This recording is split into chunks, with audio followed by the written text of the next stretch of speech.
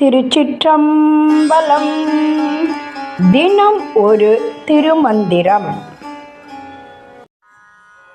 திருச்சிற்றம்பலம். கருவை ஒழிந்தவர் கண்ட நாள் மூவேள் புருடன் உடலின் பொருந்தும் மற்றோரார் திருவின் கருக்குழி தேடி புகுந்த உருவம் இரண்டாக ஓடி விழுந்ததே. திருச்சிற்றம்பலம். கருவை ஒழிந்தவர் கண்ட நாள் மூவேள் என்று தொடங்கும் பாடலை இப்பொழுது நாம் காண இருக்கிறோம். கருவை ஒழிந்தவர் கண்ட நாள் மூவேள். பிறவி பெருங்கடலை நீந்தி மீண்டும் கருப்பையில் பிறப்பதிலிருந்து விடுதலை பெற்ற ஞானிகள். அவர்கள் யார்? கருவை ஒழிந்தவர்கள். மனித உடலில் இயங்கும் 25 தத்துவங்களை கண்டு உணர்ந்துள்ளனர். அவை யாவை? நாள் மூவேள் என்று கூறுகிறார். நாள் மூவேள் 4 + 3 × 7. 4 + 3 × 7 என்ன? 21. 4 + 21 அது 25 ஆகும். அதனால் அந்த 25 தத்துவங்களை நாள் மூவேள் என்று எவ்வளவு அழகாக கணக்கிட்டு பேசுகிறார். 4 எதை சேர்க்க வேண்டும்? 3 × 7. 3ஐ 7ஆல் பெருக்க வேண்டும். பெருக்கினால் 21 வரும். அதை 4உடன் சேர்த்தால் 25ஆக கணக்கிட்டு கொள்ளலாம். புருடன் உடலில் பொருந்தும் மற்ற ஓரார். இந்த 25 தத்துவங்களும் என்ன ஆகிறது? ஆன்மாவோடு, ஆன்மா என்ன? புருடன் இணைந்து உடலில் பொருந்தி இருப்பதை ஞானிகள் அறிந்து கொள்வார்கள். ஆனால் மற்ற சாதாரண மனிதர்கள் இதை உணராமல் உடலே எல்லாம் என்று வாழ்கின்றனர். திருவின் கருக்குழி தேடி புகுந்த, பெண்ணின் கருப்பையை தேடி சென்று ஆன்மா, ஏதாவது ஒரு ஆன்மா புகும்போது உருவம் இரண்டாக ஓடி விழுந்ததே. தந்தை தாய் ஆகிய இருவரின் உடலிலிருந்து வெளிப்படும் உயிர் சக்திகள், அதாவது விந்துவும் நாதமும் ஒன்றாக இணைந்து ஒரு புதிய உருவமாக, கருவாக அங்கே நிலை பெறுகிறது.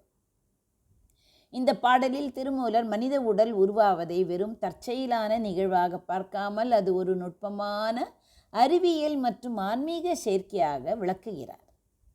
சைவ சித்தாந்தத்தின்படி ஒரு உயிர் பிறவி எடுக்கும்போது 25 தத்துவங்கள் அந்த உயிரோடு இணைகின்றன. நன்றாக கவனியுங்கள்.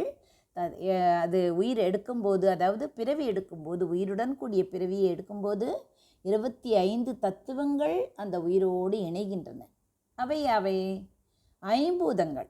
நிலம், நீர், நெருப்பு, காற்று, ஆகாயம் என்று 5 இருக்கின்றதே, அந்த ஐம்பூதங்கள். ஞானேந்திரியங்கள். ஞானேந்திரியங்கள் என்றால் என்ன? மெய், வாய், கண், மூக்கு, செவி. இது 5. 5 5 10 ஆகிறது. கர்மேந்திரியங்கள்.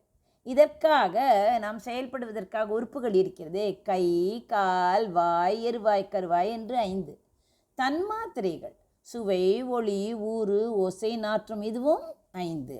அந்தக்கரணங்கள். அந்தக்கரணங்கள் என்பது 5 அல்ல, ஆனால் 4. மனம், புத்தி, சித்தம், அகங்காரம். இப்படியாக 24 வந்து விடுகிறது. ஆன்மா என்று ஒன்று இருக்கிறதே, புருடன், அது 1. எல்லாவற்றையும் சேர்த்தால் என்ன ஆகிறது? 25 ஆகிறது.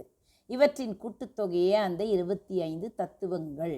ஞானிகள் இந்த உண்மையை அறிந்திருப்பதால் அவர்கள் உடலின் மீது பற்று வைக்காமல் கருவை ஒழிக்க, அதாவது நமக்கு மறுபிறவி வேண்டாம் என்று அந்த கருவை ஒழிக்க, மறுபிறவி இல்லாமல் செய்ய முயல்கிறார்கள். இந்த பாடலில் உருவம் இரண்டாக ஓடி விழுந்ததே என்பது மிக முக்கியமானது. இது வெறும் உடற்கூறு மட்டும் அல்ல. ஆணின் சக்தியும் பெண்ணின் சக்தியும் இணையும் போது அங்கு இந்த ஆன்மா வினை பயனுக்கு ஏற்ப நுழைகிறது. இதனுடன் தொடர்புடைய ஒரு சிறிய விளக்கத்தை பார்க்கலாம். சித்தர்கள் என்ன செய்வார்கள்? பிறப்பை பற்றி பேசும்போது ஒரு ஆன்மா கருப்பைக்குள் நுழைவதை சிறைச்சாலைக்குள் நுழைவது போல கருதுவார்கள்.